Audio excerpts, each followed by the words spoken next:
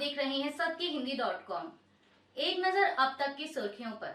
प्रधानमंत्री मोदी ने अपने लक्षद्वीप दौरे की कुछ तस्वीरें कल गुरुवार को सोशल मीडिया प्लेटफॉर्म एक्स पर साझा की। वहीं अब इन तस्वीरों को लेकर कांग्रेस ने प्रधानमंत्री मोदी पर निशाना साधा है। कांग्रेस नेता जयराम रमेश ने एक्स पर इन तस्वीरों का एक कोलाज शेयर किया, जिस पर लिखा है कि बस मणिपुर नहीं जाएंगे। उन्होंने पोस्ट में लिखा कि देश का पूर्वोत्तर राज्य मणिपुर महीनों से जल रहा है, अभी भी लोगों की हत्याएं हो रही हैं, भारत के नागरिक मारे जा रहे हैं, बेघर हैं, प्रताड़ना झेल रहे हैं, लेकिन भारत के प्रधानमंत्री कहाँ हैं? आप खुद देख लीजिए। भारत के प्रधानमंत्री मौज कर रहे हैं समंदर के किनारे, बढ़िया फोटोबाजी हो रही है, अलग अलग ड्रेस में फोटो ली जा रही है, शानदार पोजेस दिए जा रहे हैं, कभी किनारे पर सुस्ताते हुए तो कभी समंदर की लहरों से खेलते हुए। जयराम रमेश ने आगे लिखा कि मौज ही मौज है, जिम्मेदारियों से भागने की कला में प्रधानमंत्री मोदी माहिर हैं। विपक्षी गठबंधन इंडिया में सीट शेयरिंग को लेकर जारी खींचतान के बीच खबर है कि कांग्रेस गठबंधन के सहयोगियों के दबाव में आखिरकार सीट बंटवारे के मामले को लेकर एक्टिव हो गई है। एनडीटीवी की एक रिपोर्ट के मुताबिक सूत्रों ने बताया कि कांग्रेस नेता देश भर में सीटों के बंटवारे के लिए सहयोगी दलों से संपर्क कर रहे हैं। पार्टी के वरिष्ठ नेता मुकुल वासनिक ने कई विपक्षी दलों के प्रमुखों से बातचीत की है और अगर जरूरत पड़ी तो कांग्रेस नेता राज्यों में जाकर विपक्षी नेताओं से मुलाकात भी करेंगे। सूत्रों ने संकेत दिया कि पार्टी को उम्मीद है कि राहुल गांधी की भारत जोड़ो न्याय यात्रा के अगले चरण से पहले सीट बंटवारे को अंतिम रूप दे दिया जाएगा। बता दें कि राहुल गांधी की यह यात्रा 14 जनवरी से शुरू हो रही है। हिट एंड रन कानून के नए प्रावधानों के खिलाफ देश के तमाम राज्यों में ट्रांसपोर्टर्स और ट्रक ड्राइवरों की हड़ताल समेत भारी विरोध प्रदर्शन देखने को मिला। हालांकि सरकार के आश्वासन के बाद प्रदर्शन खत्म कर दिया गया और सभी अपने कामों पर लौट गए, लेकिन अभी मामला पूरी तरह शांत नहीं हुआ है। मीडिया रिपोर्ट्स के मुताबिक हिट एंड रन कानून के विरोध में असम ट्रांसपोर्टर यूनियनों के एक संयुक्त मंच ने आज शुक्रवार से 48 घंटे यानी 2 दिन की हड़ताल का आह्वान किया है, जिससे असम में सभी वाणिज्यिक वाहनों की आवाजाही रुकने की संभावना है। खबरों के मुताबिक हड़ताल को लेकर बसों, कैब और ऑटो, मालवाहक और ईंधन टैंकरों सहित सार्वजनिक परिवहन के कई संघों ने हाथ मिलाया है और आंदोलन में अपनी भागीदारी की घोषणा की है। असम में हिट एंड रन कानून के खिलाफ 2 दिन की हड़ताल को लेकर असम मोटर वर्कर एसोसिएशन के संयुक्त मंच के संयोजक रामेन दास ने कहा कि सरकार किसी भी दुर्भाग्यपूर्ण घटना के लिए केवल ड्राइवरों को दोषी ठहराना चाहती है, भले ही उन्होंने अपराध ना किया हो। सड़क की स्थिति में सुधार करने की बजाय वे गरीब ड्राइवरों को दंडित कर रहे हैं। उन्होंने कहा कि कोई भी चालक जानबूझकर घातक दुर्घटना नहीं करता है और कई बार दुर्घटना में शामिल दूसरों की गलती होती है। दास ने कहा कि हिट एंड रन मामलों पर नया कानून चालक विरोधी है और वाहनों के मालिकों के खिलाफ है। हम कानून को वापस लेने की अपनी मांग पर दबाव डालने के लिए शुक्रवार सुबह 5 बजे से रविवार सुबह 5 बजे तक सभी वाहनों की हड़ताल का आह्वान करते हैं।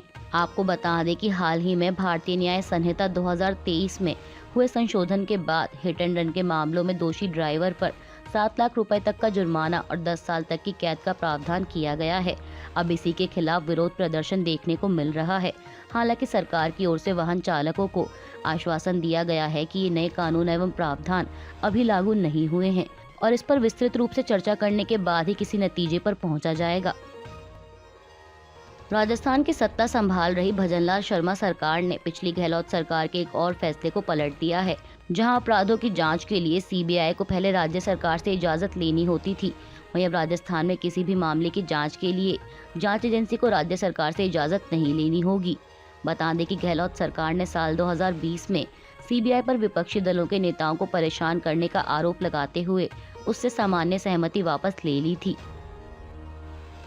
मथुरा में श्री कृष्ण जन्मभूमि और शाही ईदगाह मामले में इलाहाबाद हाईकोर्ट द्वारा सर्वे के लिए कमिश्नर की नियुक्ति पर दिए गए फैसले को मस्जिद पक्ष ने औपचारिक रूप से सुप्रीम कोर्ट में चुनौती दी है। दरअसल मामले पर हुई पिछली सुनवाई के दौरान इलाहाबाद हाईकोर्ट ने हिंदू पक्ष की याचिका को स्वीकार करते हुए ईदगाह परिसर के सर्वे के लिए कोर्ट कमिश्नर नियुक्त करने की बात कही थी। वहीं इस आदेश के अगले दिन मस्जिद पक्ष ने यह मामला सुप्रीम कोर्ट के सामने उठाया था, लेकिन तब शीर्ष अदालत ने यह कहते हुए मामले में हस्तक्षेप करने से मना कर दिया था कि वह औपचारिक रूप से फैसले को चुनौती दिए बिना कोई आदेश पारित नहीं करेगा। साथ ही सुप्रीम कोर्ट ने ये जरूर कहा था कि वह 9 जनवरी को श्री कृष्ण जन्मभूमि से संबंधित मामलों की सुनवाई करेगा और मुस्लिम पक्ष चाहे तो इसकी जानकारी हाईकोर्ट को दे सकता है। इसके बाद मस्जिद पक्ष ने इस बात की जानकारी हाईकोर्ट को दी और हाईकोर्ट ने कोर्ट कमिश्नर नियुक्त करने का फैसला 11 जनवरी तक टाल दिया।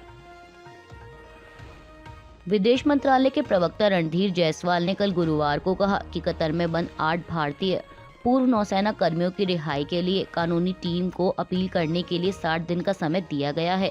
मामले पर विस्तार से कोई जानकारी न देते हुए उन्होंने कहा कि हमारी कानूनी टीम इस मामले पर काम कर रही है और हर संभव सहयोगात्मक प्रयास किए जाएंगे। जायसवाल ने कहा कि कानूनी टीम के पास कोर्ट का आदेश है जो गोपनीय है। कतर की सुप्रीम कोर्ट में अपील करने के लिए 60 दिन मिले हैं। हम परिवार के सदस्यों और कानूनी टीम के संपर्क में हैं। बता दें कि इससे पहले कतर की अदालत ने इन 8 भारतीय नागरिकों को दी गई मौत की सजा पर रोक लगाते हुए इनकी सजा को कारावास में बदल दिया था। खेल मंत्रालय ने 21 दिसंबर को हुए भारतीय कुश्ती महासंघ के चुनाव के ठीक 3 दिन बाद WFI को निलंबित कर दिया था। सरकार ने राष्ट्रीय खेल संहिता और WFI संविधान के उल्लंघन का हवाला देते हुए WFI को निलंबित किया था। वहीं WFI कह चुका है कि वह ना तो निलंबन को स्वीकार करता है और न ही कुश्ती का कामकाज देखने के लिए भारतीय ओलंपिक संघ द्वारा गठित तदर्थ पैनल को मान्यता देता है।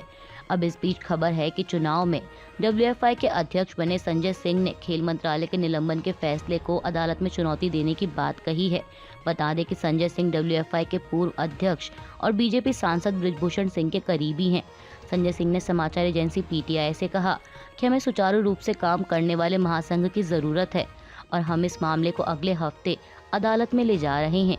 हमें यह निलंबन स्वीकार्य नहीं है क्योंकि हमारा चुनाव लोकतांत्रिक तरीके से हुआ था। इस मामले को लेकर हमने 16 जनवरी को कार्यकारी समिति की बैठक भी बुलाई है। कांग्रेस की 14 जनवरी से शुरू होने जा रही नई यात्रा का नाम बदलकर अब भारत जोड़ो न्याय यात्रा कर दिया गया है। बता दें कि पहले इस यात्रा का नाम भारत न्याय यात्रा रखा गया था। इस फैसले की जानकारी देते हुए कांग्रेस नेता जयराम रमेश ने कहा कि पार्टी की आज की बैठक में कांग्रेस अध्यक्ष मल्लिकार्जुन खड़गे और सभी नेताओं की सर्वसम्मति से निर्णय लिया गया कि इस यात्रा का नाम भारत जोड़ो न्याय यात्रा होगा। भारत जोड़ो यात्रा ने देश भर में जो संदेश दिया, हम उसे इस यात्रा की मदद से आगे बढ़ाएंगे। राहुल गांधी की इस यात्रा के दौरान सामाजिक, आर्थिक और राजनीतिक न्याय पर अपने विचार जनता के सामने रखेंगे। बता दें कि इसके साथ ही कांग्रेस ने राहुल गांधी की यात्रा का रूट भी जारी किया है।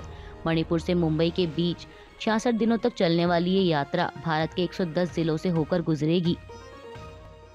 दिल्ली के कथित शराब नीति घोटाला मामले में ईडी द्वारा जारी किए गए तीसरे समन पर भी मुख्यमंत्री अरविंद केजरीवाल जांच एजेंसी के सामने पेश नहीं हुए। उन्होंने नोटिस को गैर कानूनी बताते हुए लिखित में ईडी को अपना जवाब भेजा। वहीं अब इस बीच खबर है कि ईडी द्वारा मामले के संबंध में मुख्यमंत्री केजरीवाल को चौथा समन जारी किया जा सकता है। अब ऐसे में आम आदमी पार्टी और बीजेपी के बीच जुबानी जंग भी तेज हो गई है। दरअसल आम आदमी पार्टी का कहना है कि बीजेपी अरविंद केजरीवाल को गिरफ्तार कराना चाहती है। उसका मकसद आम आदमी पार्टी के लोकसभा चुनाव प्रचार को रोकना है। तभी चुनाव से पहले समन भेजा गया, जबकि इस जांच को चलते हुए 2 साल हो चुके हैं।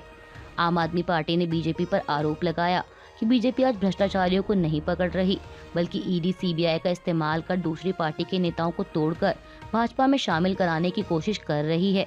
कई नेता जिन पर भ्रष्टाचार के गंभीर आरोप थे, बीजेपी में शामिल होते ही उनके सारे मामले बंद कर ठंडे बस्ते में डाल दिए गए और जो नेता भाजपा में नहीं जाता वह जेल जाता है। आम आदमी पार्टी पर पलटवार करते हुए दिल्ली बीजेपी अध्यक्ष वीरेंद्र सचदेवा ने कहा कि अरविंद केजरीवाल क्या अब जांच की क्रिया भी तय करेंगे। क्या वह तय करेंगे कि ईडी का समन कैसा होना चाहिए। सचदेवा ने कहा कि यह समन भाजपा ने नहीं भेजा है, यह उनके भ्रष्टाचार का नतीजा है। इसमें केजरीवाल का जेल जाना तय है। प्रदेश बीजेपी अध्यक्ष ने आगे कहा कि नवंबर 2023 से अब तक केजरीवाल को ईडी ने 3 बार समन भेजा है, लेकिन तीनों बार वह बहाने बनाकर बचते रहे। जांच से कब तक बचेंगे, उन्हें इस जांच के लिए ईडी के सामने आना ही पड़ेगा।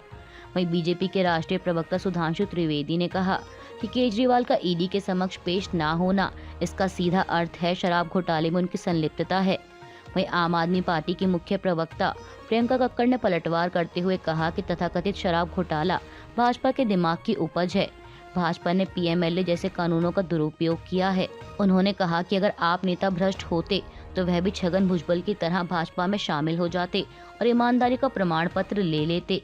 आप नेताओं पर 230 से अधिक मामले दर्ज हैं और एक भी मामले में कोई नेता दोषी साबित नहीं हो पाया है।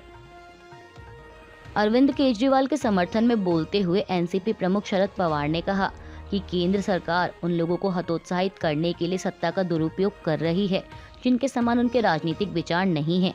केजरीवाल को दिल्ली की जनता ने वोट दिया है। केजरीवाल दिल्ली के लोगों की पहली पसंद है। उन्हें ईडी के समक्ष पेश होने का नोटिस मिला। दिल्ली का हर नागरिक जानता है कि वह साफ छवि के व्यक्ति हैं। उनकी गिरफ्तारी होने की आशंका है। उन्हें गिरफ्तार कर भी लिया जाए तो कोई आश्चर्य नहीं है।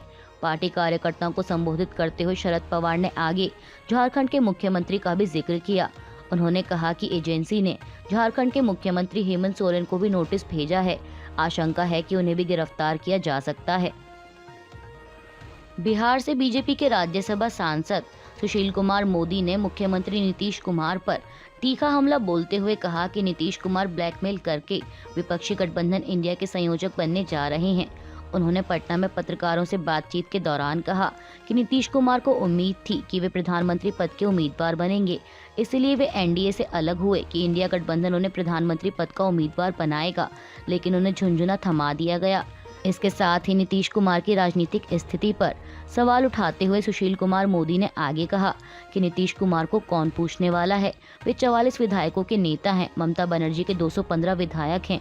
क्या वे बंगाल में सीपीआईएम और ममता बनर्जी में समझौता करा सकते हैं? संयुक्त राष्ट्र सुरक्षा परिषद के सदस्यों ने कल बुधवार को यमन के हूती विद्रोहियों से लाल सागर और अदन की खाड़ी में जहाजों पर अपने हमले रोकने की अपील की है। यूएनएससी ने कहा कि ये हमले अवैध हैं और क्षेत्रीय स्थिरता, समुद्री आवाजाही की स्वतंत्रता और वैश्विक खाद्य आपूर्ति को खतरे में डालते हैं। 2024 में सुरक्षा परिषद की पहली औपचारिक बैठक को संबोधित करते हुए सदस्यों ने यह भी मांग की कि हूती विद्रोही गैलेक्सी लीडर और उसके चालक दल के सदस्यों को रिहा कर दें। बता दें कि गैलेक्सी लीडर एक इजरायली कंपनी से जुड़ा और जापानी व्यक्ति द्वारा संचालित मालवाहक जहाज है, जिसे हूती विद्रोहियों ने 19 दिसंबर को अपने कब्जे में ले लिया था। बता दें कि यमन के हूतियों का कहना है कि वे इजराइल हमास युद्ध के बीच इजराइल से जुड़े जहाजों को निशाना बनाकर फिलिस्तीनियों के साथ एकजुटता दिखा रहा है। साथ ही उसका यह भी कहना है कि जब तक इजराइल युद्ध खत्म नहीं करता, वह जहाजों को निशाना बनाना और हमले करना जारी रखेंगे। स्टॉक मार्केट आज शुक्रवार 5 जनवरी को पॉजिटिव नोट पर खुली है, जहां निफ्टी 90 अंक ऊपर 21,750 के पास ट्रेड कर रहा है, तो वहीं सेंसेक्स 280 अंक की मजबूती के साथ 71,100 के पार पहुंच गया है। बता दें कि इससे पहले गुरुवार को सेंसेक्स 490 अंक चढ़कर 71,847 पर बंद हुआ था। बात करें बैंक निफ्टी की, तो बैंक निफ्टी भी 138 अंक ऊपर 48,333 के लेवल पर ट्रेड कर रहा है। अभी के लिए बस इतना ही। बाकी की खबरों के लिए जुड़े रहिए सत्य हिंदी.com के साथ।